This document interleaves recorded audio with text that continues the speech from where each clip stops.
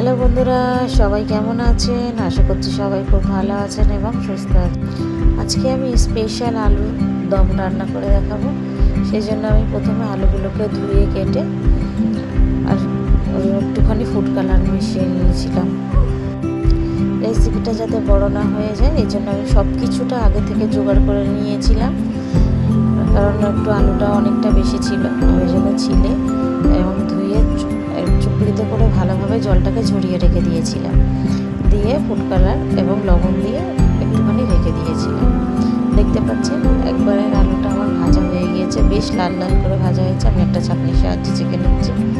এবার আমি আরও একবার আলুটাকে ভেজে নেব। প্রথমে এগুলো তুলে নিচ্ছি।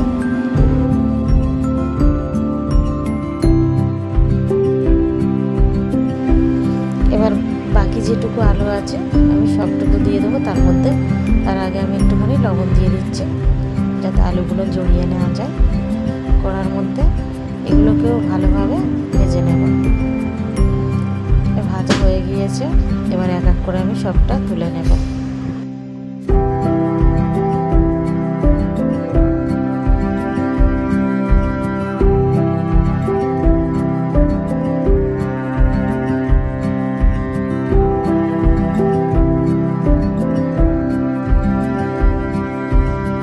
আলুগুলোকে সব তুলে নিয়েছি।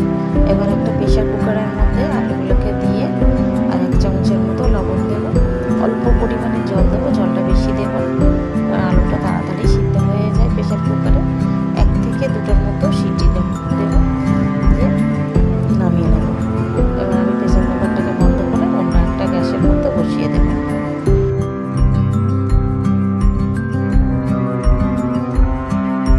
যেহেতু এখানে আলুটা অনেকটাই ছিল, আপনারা দেখতে পেলেন, দুবার করে আমি ভাজলাম, সেই জন্য এখানে তেলের পরিমাণটা একটু বেশি করেই দেব। ওই তেলটা একটুখানি কম ছিল, আলু ভাজার তেলটা, তার মধ্যে আরও একটুখানি সরষের তেল দিলাম। এবার আমি 2টো লবঙ্গ, 2টো এলাচ ফোড়ন দিলাম। এলাচের গন্ধটা বা লবঙ্গর গন্ধটা বেরালে আমি এবারে কেটে রাখা পেঁয়াজগুলো ছিল দিয়ে দেবো। এখানে মনে হচ্ছে আমার হাত থেকে একটু জল পড়েছে, ওই জন্য একটু তেলটা ছিটকেছে। এবার পেঁয়াজগুলোকে দিয়ে দেবো, দিয়ে ভালোভাবে নাড়তে থাকবো। দেখতে পাচ্ছেন পেঁয়াজের কালারটা কত সুন্দর এসেছে। পেঁয়াজের কালারটা এরকম একটা কালার আসবে, তার মধ্যে আমি বেটে রাখা পেঁয়াজ আর টমেটোটা দিয়ে দেবো। এবারে এটাকে সঙ্গে সঙ্গে নাড়তে হবে, কারণ তলায় না লেগে যায়, সেই জন্য আমাকে এটাকে নাড়তে হবে। পেঁয়াজ টমেটো সব কিছু ভালোভাবে একটুখানি ভাজা ভাজা হয়ে যাবে বা ভুনা ভুনা হয়ে যাবে। তার মধ্যে আমি একটুখানি লবণ দিয়ে দেবো। আমার রান্নাগুলো যদি ভালো লেগে থাকে অবশ্যই আমার চ্যানেলটাকে সাবস্ক্রাইব করবেন এবং লাইক করতে ভুলবেন না। এবারে এক এক করে গুঁড়ো মশলাগুলো দিয়ে দেবো। 1 চামচ থেকে একটুখানি বেশি মতো হলুদ গুঁড়ো নিয়েছি।